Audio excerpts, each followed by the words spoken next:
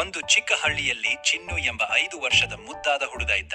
ಅವನಿಗೆ ಆಟಕ್ಕಿಂತಲೂ ಹೆಚ್ಚು ಇಷ್ಟವಾದದ್ದು ಆಕಾಶ ನೋಡೋದು. ಪ್ರತಿ ರಾತ್ರಿ ಚಿನ್ನು ನಕ್ಷತ್ರಗಳನ್ನ ನೋಡಿ ಕೇಳುತ್ತಿದ್ದ, ಅವು ಯಾಕೆ ಮಿನುಗುತ್ತವೆ ಎಂದು.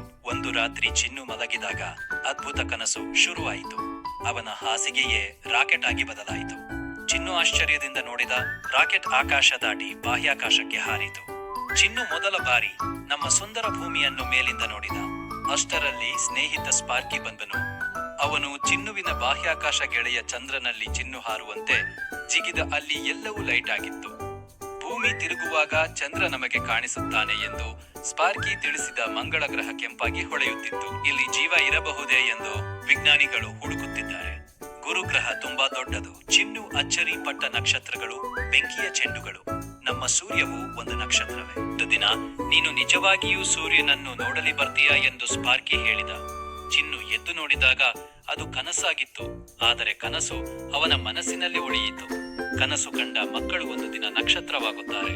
ನಿಮ್ಮ ಕನಸು ದೊಡ್ಡದಾಗಿರಲೆಂದ ಸಾರ್ಕಿ ಅವನಿಗೆ ಹೇಳಿದಂತಿತ್ತು. ಮುಗುಳು ನಗೆನಕ್ಕು ಚಿನ್ನು ಶಾಲೆಗೆ ಹೊರಡಲು ರೆಡಿಯಾದ.